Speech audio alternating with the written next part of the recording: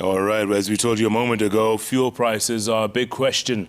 A lot of people asking, are they going to go up again? What's happening? There's a lot of anticipation. Well, our very own Faisal Ahmed is in the streets of the capital.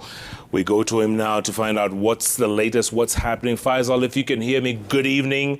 Where are you? What's happening?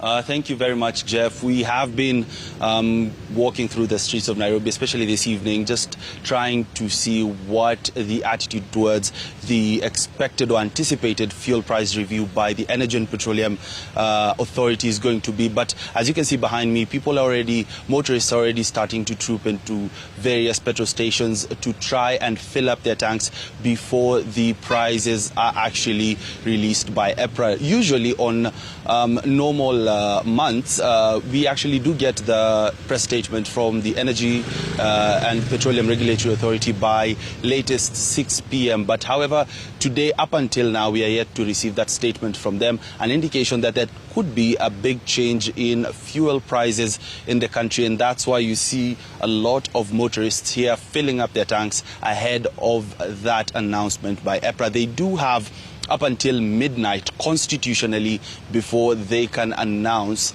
the price change at the pump. Now, speaking to analysts and going by what the president said yesterday, the sustainability of the subsidy fund is actually beyond the government. And what he said is that the government has spent in excess of 144 billion shillings in subsidizing fuel. And in the last 4 months, the government actually used 60 billion. And that money could have been channeled towards other things like purchasing of maize and fertilizers, which are actually more pressing than the subsidy on fuel. However, what we understand from the analysts is that the markets are going to stabilize eventually, and what we are seeing now is just the effects of the war in Ukraine, and also coupled with the dollar, the shilling actually losing a lot of its value against the dollar. Now, this is actually along State House Road, and we can see the line stretching here, and there are quite a number of vehicles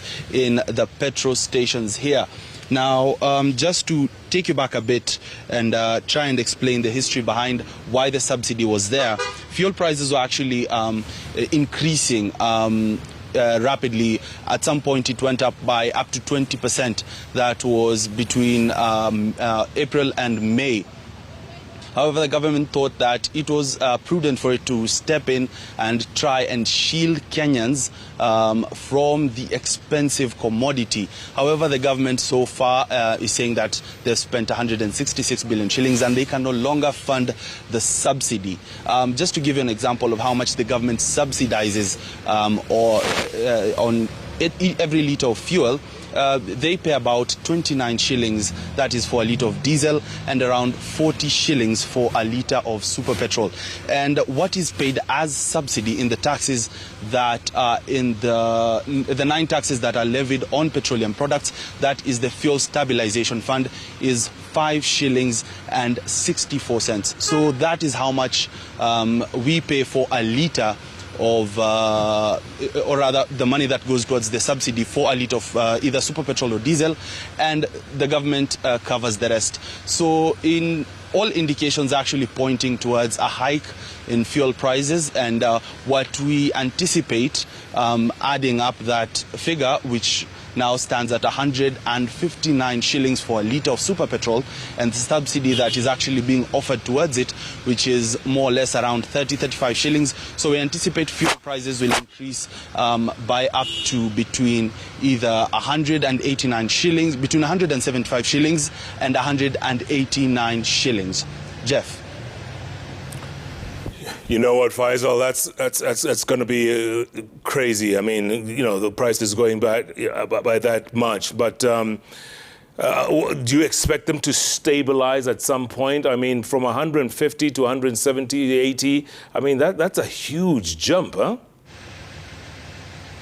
Yeah. Just looking at the external factors which actually play a major role in the increase of fuel prices, the prices of Brent over the last weeks have actually started to come down, and that is an indication that the fuel prices are going to stabilize at some point. And this is what EPRA is actually banking on, to allow market forces to just play out and also allow for the prices to stabilize, which they expect that to happen probably in the next 2 to 3 months, which will see prices go back to where they were pre the Russia-Ukraine war.